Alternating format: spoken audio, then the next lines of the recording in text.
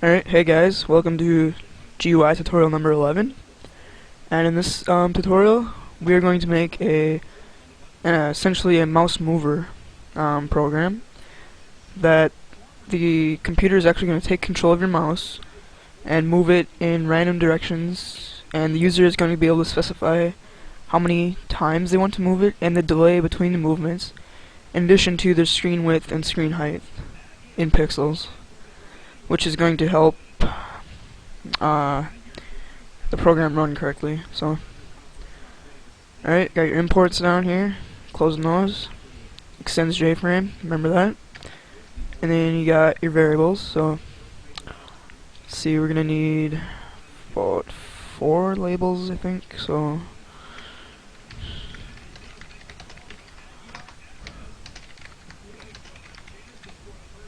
alright. And we're gonna need 4 text fields. Text field 1, text field 2, text field 3, text field 4, and we need 1 button. It's a J button. And that's it.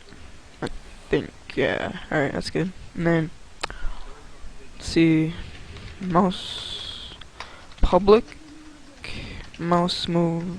Well, I can't type. Mouse mover.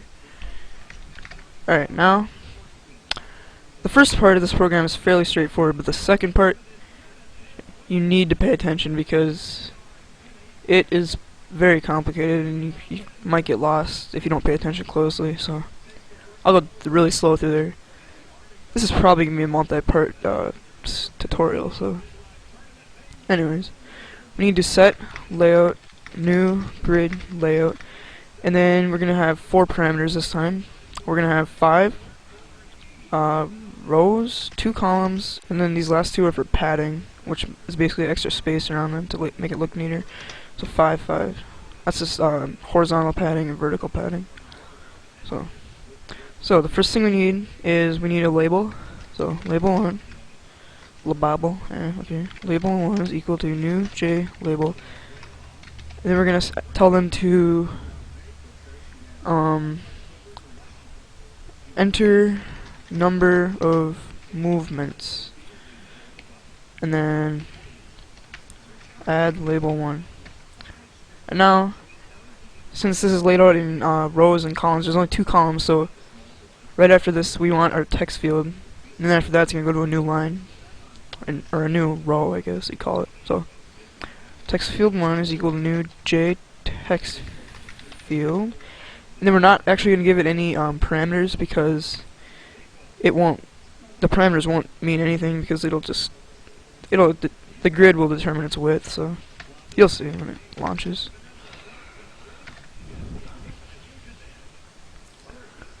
Alright, now we go, let's see here, label 2. And then we're gonna tell them, prompt them to say, enter delay between movements. And then add text field. No, not text field. Label 2. And then scroll this up. Text field 2 is equal to new J text field. Enter. Oh no, man, what am I thinking? Alright, empty parameters. Semicolon, add text field 2. Alright, now we have to tell them to enter their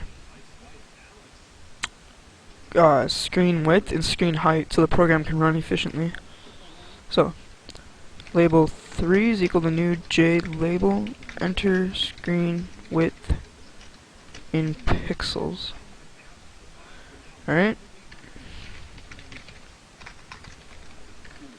And text field 3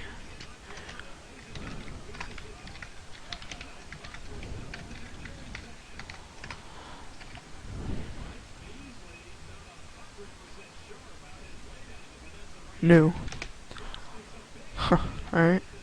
And then finally our label 4 is going to be equal to new J label, and then we're going to tell them to enter screen, you guessed it, height in pixels, and then add label 4, and then text field 4.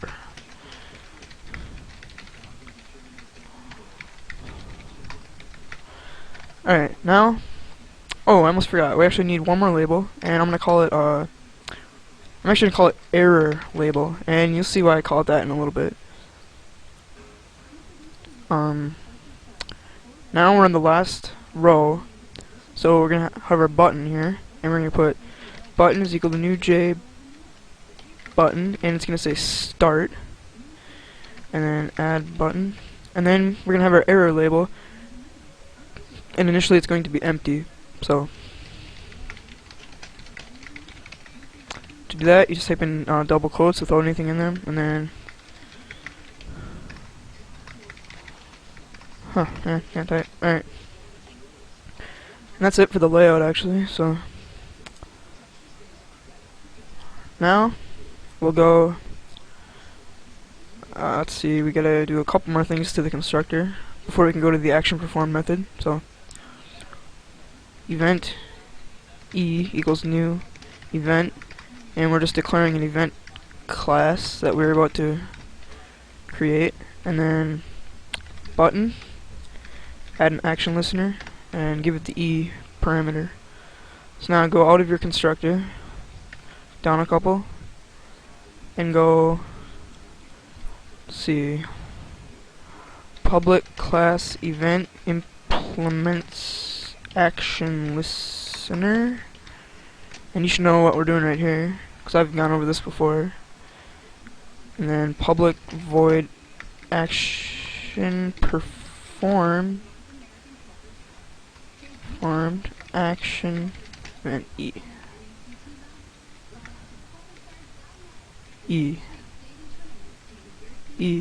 aw. Alright, so this is where things get pretty confusing. I mean, I'm sure you can understand it, but basically we're gonna have 2 try catch blocks, 1 if else statement. We're gonna declare 4 int variables, and we're gonna cast them to integer, and we're gonna actually have the robot do his thing, I guess. Oh, and we have to also make a new robot object, so we gotta do all that in this action perform method.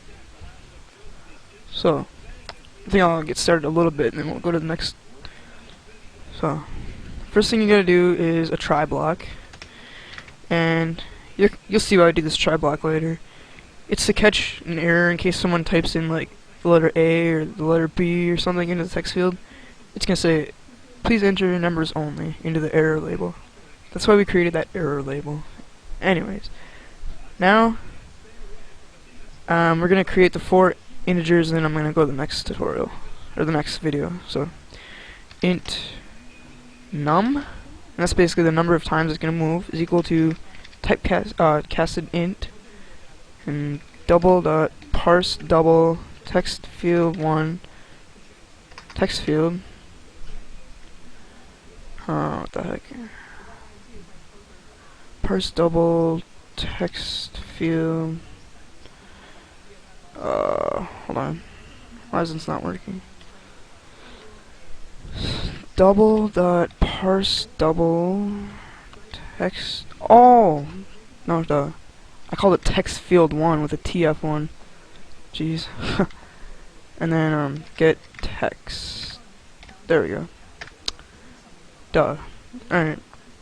Now we're gonna go int delay is equal to int, and then go outside double dot parse double text field 2 dot get text, and just keep doing that for all of them.